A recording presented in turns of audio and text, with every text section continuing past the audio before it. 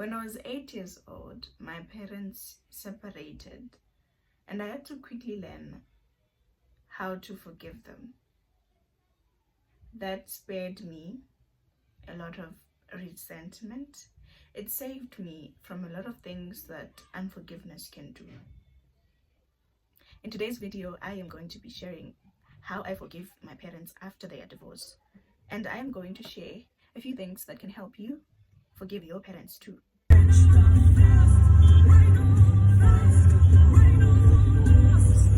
Welcome to Healing Abode. This is where we speak about everything healing, everything self-love, and everything growth. Forgiveness is the conscious decision to let go of resentment, anger, and the desire for revenge towards someone who has wronged you, freeing yourself from the negative impact of the offense. My favorite part is the part where it says freeing yourself from the negative impact of the offense. Now, when someone does something to you or does something that affects you, it is not nice. It is not nice, and oftentimes we downplay the impact of what something can do against you. You know, it goes really deep, in the sense whereby maybe it is a breakup. It takes months to move on from breakups, guys. And I think it is even worse when a parent wrongs you. Now, I don't know what brings you to this video, but I'm pretty sure that it is not easy to deal with. It has not been easy to deal with, and I really hope that in this video you get the answers that you're looking for. A parent is someone who is supposed to be your shield, is someone who's supposed to be your safe space and your guide in life. And when things do not turn out the way that they're supposed to be, when your parent, your protector, is someone who hurts you, when the person you trust the most betrays you, when the person who is supposed to see you and hear you chooses something else and other people besides you, it's very painful. And it's never your fault that your parent did not parent the way they were supposed to do. It does not mean that there's anything wrong with you. It does not mean that you did something wrong. It is not your fault, and I want you to know that. Taking this step to forgive your parent or your parents does not excuse their behavior either. It does not mean that it was right to do. You taking this step also does not mean that you are excusing their behavior. Forgiveness is also not forgetting. This does not mean that we are going to take everything and shove it right under their bed. That can only create more problems. But I want you to sit with it. I want you to sit with whatever that happened, whatever they did, and I want you to think about it. You don't have to confront them, but if it is possible and if it will not be creating further problems, then do try and make a conversation out of it. Not very confrontational, but just to go through everything. Think about it and try to make sense out of it. No, don't try to make sense out of it. Think about it, because it is very important to name your pain. Name your pain and identify what it is that you are letting go of.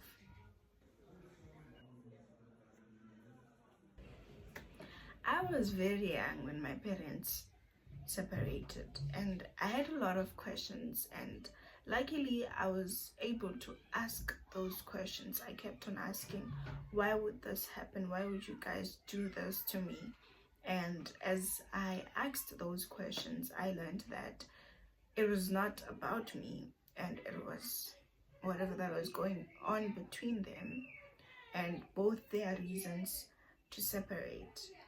And that gave me somewhat closure to say, in as much as this affects me, I got that closure and I was able to move on. And maybe the same can be possible for you. So one of the things that I did in order to help myself forgive my parents was, I remember I remember it quite well. I remember my mom coming with a piece of paper that I had written on, and it was not done actually.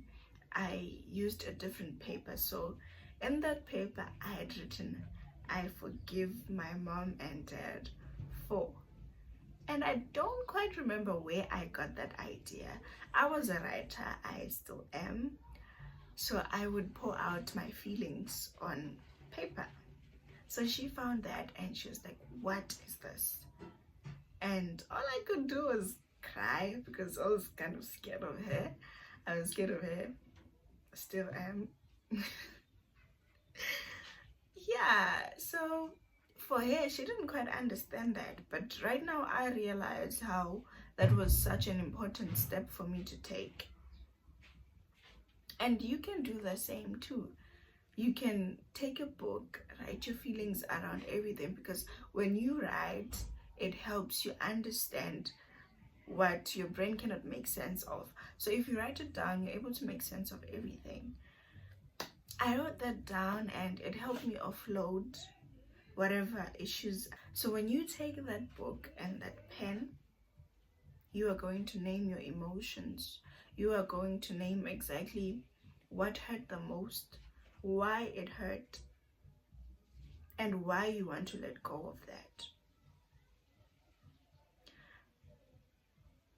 I know for sure that even if that particular exercise may not be the final nail when it comes to forgiving your parents, but I know that it will make a huge difference for you. Now that you have named your feelings, now that you have named the situation, now that you are acknowledging and identifying what really happened, it's okay to be angry. This is usually when the anger shows up. It's okay.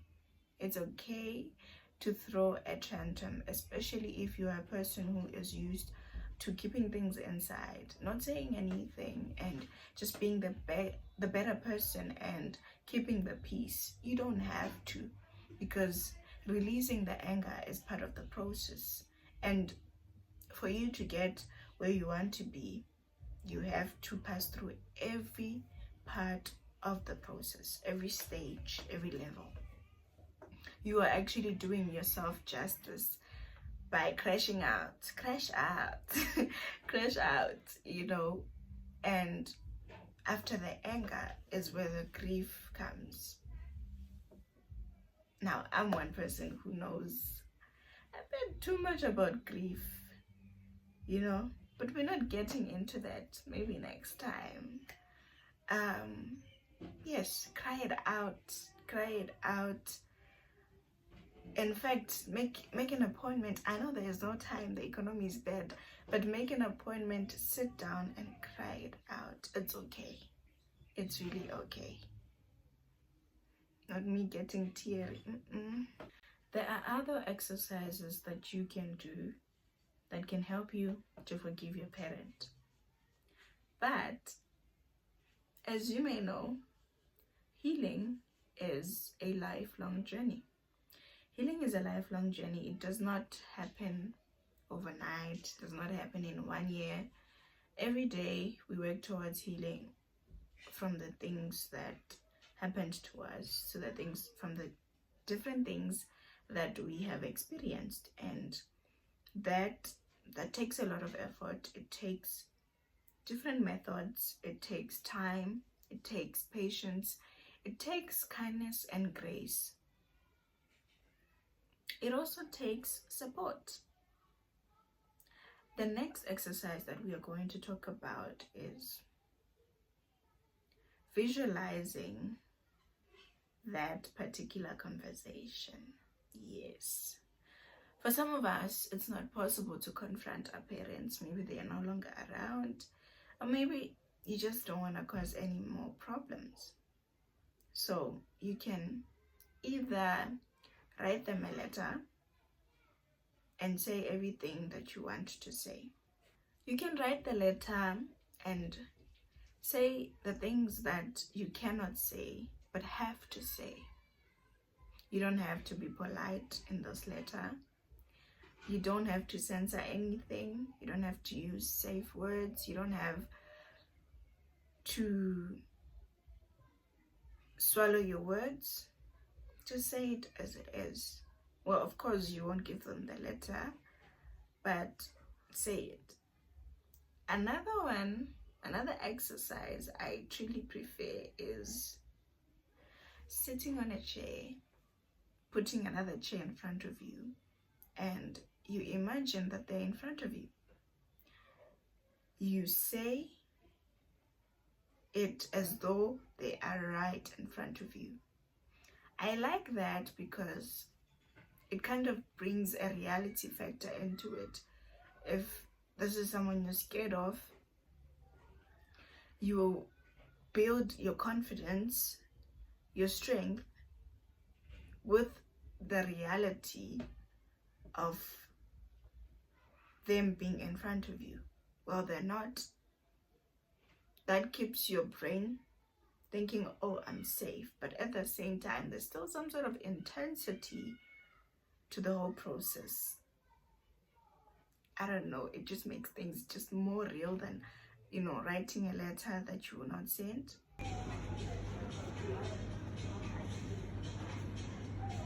These exercises will definitely bring much relief to your heart because your entire nervous system will be letting go of that pain. It will be letting go of that worry. It will be letting go of that guilt.